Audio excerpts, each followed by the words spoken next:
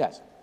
Sir, what if a writer is attempting to create a story where nothing much happens, where people don't change, they don't have any epiphanies, they struggle and are frustrated and nothing is resolved? More a reflection of the real world. The real world? Yes, sir. The real fucking world. First of all, you write a screenplay without conflict or crisis, you'll bore your audience to tears. Secondly, nothing happens in the world? Are you out of your fucking mind? People are murdered every day. There's genocide, war, corruption. Every fucking day, somewhere in the world, somebody sacrifices his life to save somebody else. Every fucking day, someone somewhere takes a conscious decision to destroy someone else. People find love, people lose it. For Christ's sake, a child watches a mother beaten to death on the steps of a church. Someone goes hungry. Somebody else betrays his best friend for a woman. If you can't find that stuff in life, then you, my friend, don't know crap about life. And why the fuck are you wasting my 2 precious hours with your movie? I don't have any use for it. I don't have any bloody use for it. Okay, thanks.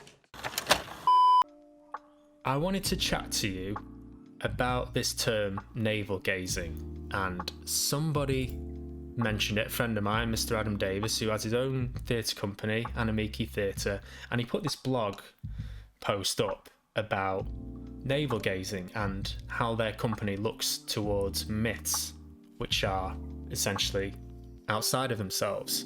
And I'll just read a bit of what the original blog post was, which sparked this whole debate, which is kind of been put to bed now, but it's been ongoing for the past week or so. We've been going back and forth and kicking these ideas around about what does it mean to be self-indulgent, and is it inherent within all art? So this is what he says. Personally, I gravitate toward myth to escape my own negative tendencies. It affords me an escape from life as I know it and see it daily through the lens of those tendencies. I speak of the habit of navel-gazing and falling into the trappings of my own ego. The myth in its elusiveness and many shapes keeps me sharp and activates within me a search for gestures towards life's greatest questions. I can get quite mind-numbingly bored and frustrated looking at myself, especially within lockdown. I think we can all relate to that. Which always leads to that terrible state of self-doubt. Who would want to listen to you? Who would want to hear about what you have to say? Again, I can relate to that. As I've mentioned on here a few times, the myth keeps me alert, and this alertness is the remedy to this type of self-judgment. So in this personal respect, myths protect me. So what instigated this whole thing was that I kind of think that the word navel-gazing implies a negative connotation to looking within the self. And obviously I applied it to myself because that's the filter I go through when somebody mentions certain things. Like Marlon Brando said, actors are the type of people where if you're not talking about them, they're not listening. So I hear the word navel-gazing and I think, do I navel-gaze? Is that me? Am I self-indulgent because I'm doing this, this and this, that I'm doing this? Let's face it, this to a point is pretty self-indulgent. I'm expecting people to watch me playing games, so I do try and keep it inclusive. But then I start to think about, is navel-gazing inherent in the creative process anyway? Doesn't anybody go through that? So writers in general are known for being very neurotic, narcissistic, wrapped up in themselves, full of self-doubt and self-loathing. There's all kinds of stories of depression and mental health problems with artists in general. That's nothing new. So it becomes hard to escape that, doesn't it? I'm going to spend a while unpicking this, so bear with me, because we talked about a lot. Myths that he's talking about, they're not real, are they? They came from someone's imagination. And I get that he's saying the myths aren't about the writer, as a person, are they? A myth is about something, you know, like Icarus flying too close to the sun. It's out there, it's big and it's imaginative, but it does require a lot of introspection. It requires a lot of imagination and a lot of reflection, really, to tap into that creative mind. And then I started to think about, well, what kind of things do I enjoy watching? So the first thing that came to my head was Seinfeld, which is famously a sitcom about nothing. It's a sitcom where nothing happens. The characters are so wrapped up in themselves, navel-gazing, that they make a show about that, the minutiae, still don't know how to say that word, of modern existence. There's no it's very, very wrapped up in itself, and they know that. That's the joy of it, is that exactly, isn't it? And ironically, it's one of the most popular shows to ever have been made. So that's not a bad thing, is it? I personally love it. I also think the more personal something is, the more I seem to connect with it. It doesn't really matter if it's aimed at me, but the fact that something has been so painstakingly paid attention to, I gravitate towards that. I think, Jesus, man, this is so neurotic and self-involved that it's almost admirable that they've decided to share this with the world. Like Limmy, for example, who obviously is a live streamer now, but when his sketches were very self-involved. The character Dee Dee, which was based on him, is a guy who just sits in his flat all day. And there's one particular sketch where it's just his own inner monologue, and he's talking about whether he thinks about the film Toy Story, and he walks into his kitchen and he's looking at a kitchen knife and he's looking at a frying pan, and he's having this conversation in his mind, and he says, this was me. This is Lemmy saying, this was me when I was unemployed. I would sit on the sofa and I would notice these little things, and when I'd meet up with my friends in the pub, they'd all be talking about their jobs and things that were going on with their lives, and Lemmy would be talking about an advert he saw on TV where he noticed a very little thing that was out of place. And personally, I love that. Like the thought of a knife being able to talk, that's fucking mental. That's mental, and I really like that. It's funny. So on the flip side of that, if things are very broadly spoken and accessible to everybody, for me they end up saying very little, and therefore I don't connect with them as much. But if something is very intimate and very personal, I connect with it more. And I think, let's think about The Office, the Ricky Gervais series, obviously. That was all based on his personal experience. And there are some elements of that. The more specific you are, the more universal the truth is, I think.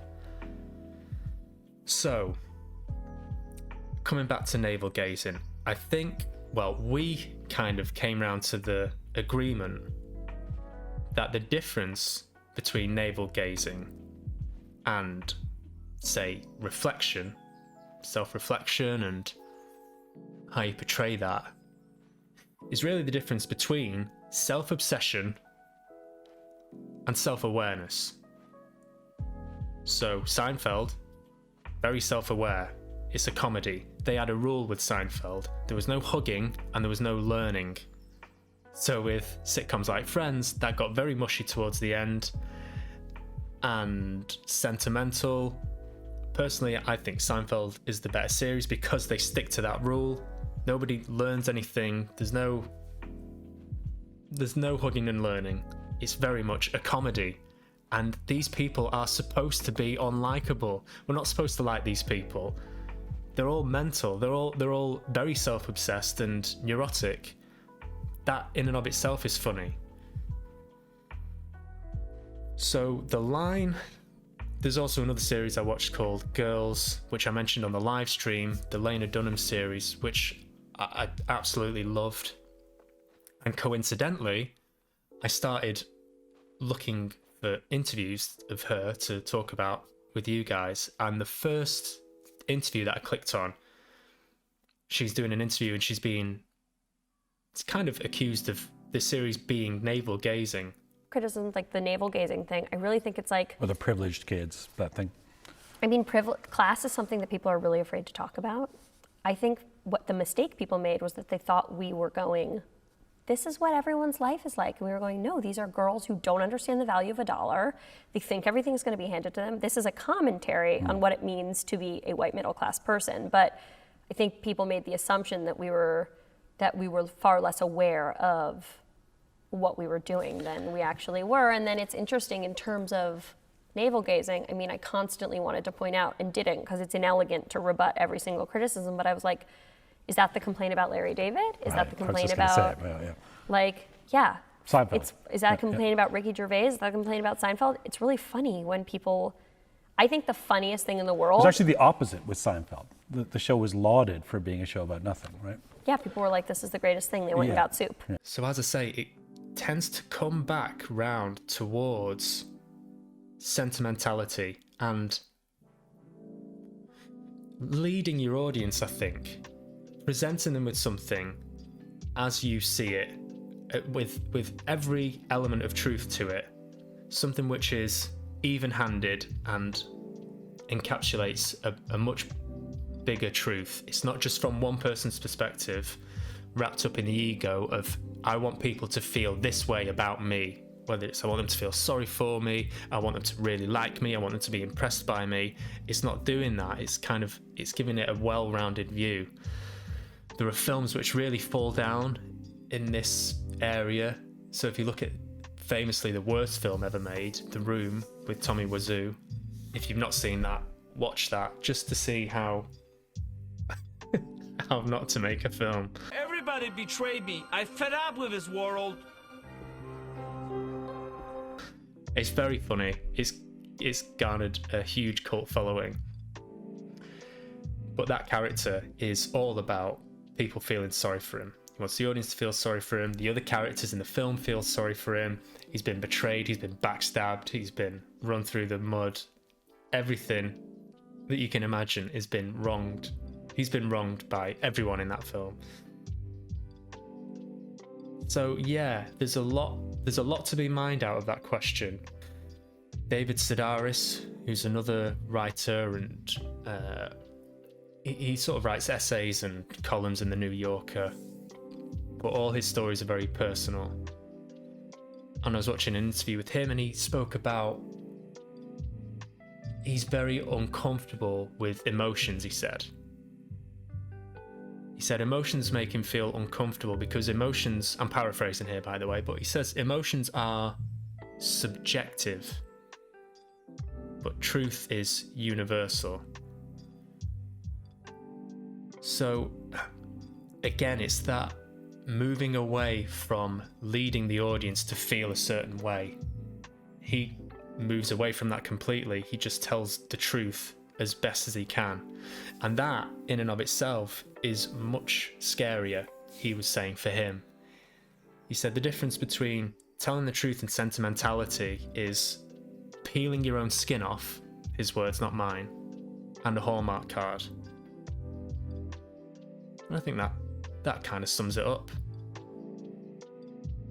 Yeah. See you next time, everyone. Thanks for tuning in. Hope you're all well. Ricky Gervais is an interesting one because The Office for me was very even-handed. There were moments where we felt sorry for David Brent, and there were times where we really found him irritating, and he got so close to being the person that he was trying to be just by relaxing and letting go of his own ego. And then he would do something to undo it all. And all the other characters around him supported that and offered counterpoints. So it didn't get bogged down with sentimentality. Afterlife, for me, went completely in the wrong direction.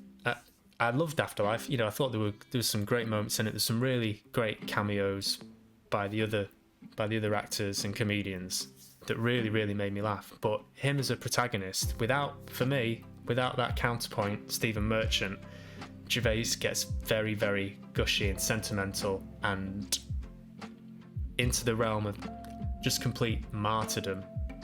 Again, you're leading the audience to feel a certain way, and from the very opening of Afterlife, you're expected to feel sorry for this character, and it just hits that note over and over again, and it gets boring after a while. Going back to Girls, I'll come off this soon. I don't want to spoil Girls for anybody, but it's one of the best things I've seen for a very long time.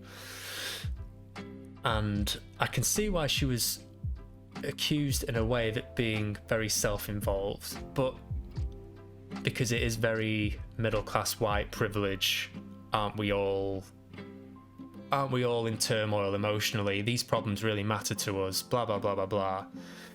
And she said she tried to address that as the series went on, and she tried to be more culturally inclusive and diversify. But the stories, the things that are universal for me is all the notions around, God, unrequited love, sex, ambition, confusion, all that kind of stuff, betrayal. I probably said that. All those things are universal, and I don't think it treads into sentimentality at all. I think it's very, very well written and put together, and there's a particular scene which demonstrates this really well. I don't want to spoil it, this is in the last series, so skip ahead 30 or so seconds if you're going to watch it. But it's Adam Driver and Lena Dunham, and they've split up. Lena Dunham gets pregnant. They meet up again. Adam Driver has had an affair with her friend. He comes back and says, I want to be with you again, and I want to raise this baby with you. And there's a scene where they're sat in a cafe together, and they've had this amazing day of being a couple again, and it's they're riding that wave of euphoria, and they're sat opposite each other, and Lena Dunham just starts crying. Oh God, it's making me go now. And there's nothing that's said, but you know that she knows it's over, that there's no going back, and he doesn't address it, he doesn't say a word, he just he changes the subject. He says, what are you doing for the rest of the day? And it's so fucking laden with pathos and reality. They don't have to say anything, but they both know it's over. And that for me is what great art does. It doesn't try and project too hard what it's trying to say. It just is. It just comes from a place of authenticity. And that's what I think Lena Dunham does really well, and Ricky Gervais did really well with The Office and Seinfeld, is that they didn't try and involve everything under the sun. They came from a place of, this is really what happened. This is what I think about. And Limmy as well. These are the things I think about on a day-to-day basis. These are the things I feel, and I'm going to put them out there. That's it. It's as simple as that. If you start getting in your own way and interfering with it, or the ego becomes involved, that's when things start to fall apart. Interesting. I thought it was anyway. I don't know if you guys did, but let me know your thoughts.